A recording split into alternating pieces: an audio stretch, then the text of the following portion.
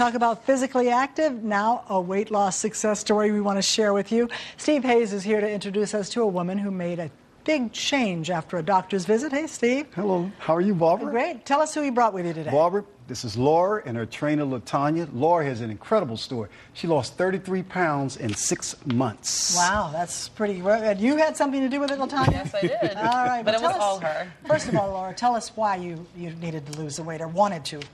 At my most recent doctor's visit, my annual doctor's visit, she told me that I was technically obese. I'm 5'2", I was 167 pounds, and never thought of myself as obese. And that word really triggered me. I can imagine. Let's take a look at your before picture because maybe we can, you were a lot heavier. How much weight were you heavier than you are now? I'm 33 pounds heavier. 33 pounds heavier. And the doctor said you are obese and you were mad. I was shocked. Yeah, shocked, but mad enough to get out and do something about it. Well, it really was a wake-up call and inspired me to go join at my local Sport&Health. It's right down the street from me. And luckily, they set me up with LaTanya as a personal trainer, and it really was one of the best decisions I ever made. Did you think exercise first or diet? What did you think?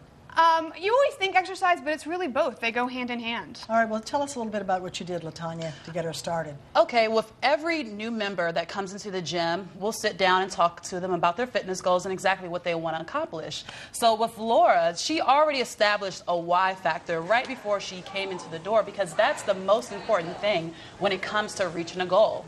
And there she is. Okay, she's doing cardio there, right? How important is cardio to weight loss? Cardio is really important. Matter of fact, Laura, she has to do 150 minutes a week. So if you were to do 5 days for 30 minutes of any type of cardio activity, you've met your quota for that week. Also know that, of course, you're not going to go at one steady pace. So what I have Laura doing is what you'll call zone training, where she'll focus on using her heart rate to establish what intensity she's going to do for that day.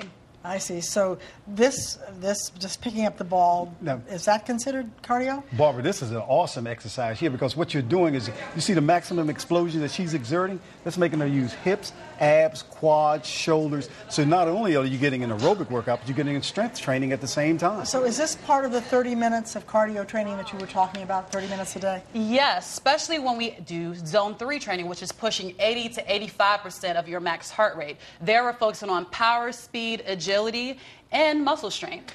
Barbara, I'll tell you something that's very unique. She is a high school history teacher.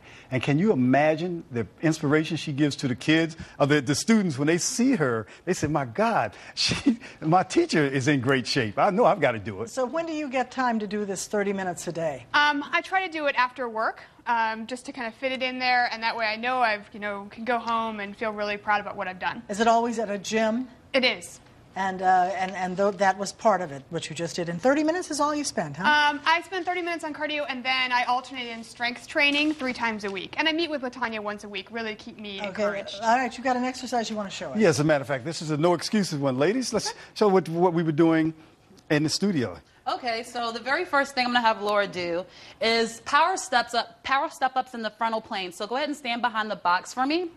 And what she's going to do is go ahead and place one foot on top of the box, and you're going to go ahead and drive the foot into the box as you power up towards the ceiling. Make sure that you bend your knees to absorb the landing. So let's go for it. Okay. See, Barbara, you can do these at home. As again, there's no excuses because you can have it ready. Okay, and so give us a quick look at it. Okay. Remember to look straight ahead. Good. Yeah, well, this is very good even for the core, too. It is. Yes, it's awesome for the core. Fantastic. And notice how her core is actually in a neutral position. So any exercise that's going to compromise your spine, maybe it's not safe to do, but Laura's knocking it out. Well, we thank you so much for showing that to us. I know you've got quite a few other exercises she's been doing. Quick fitness tip for the day. This is National Blueberry Month. I want everyone to eat blueberries. Blueberries are high in antioxidants. You can put them in your shake, you can put them in your cereal, or you can just eat them as a snack. I love blueberries. I love them. Something blue. Well. Something blue, something blue. I like that. Right. Well, thank you so much, LaTanya, Laura. Barbara. Thank you. And as always, Steve, thanks. TheHayesWay.com.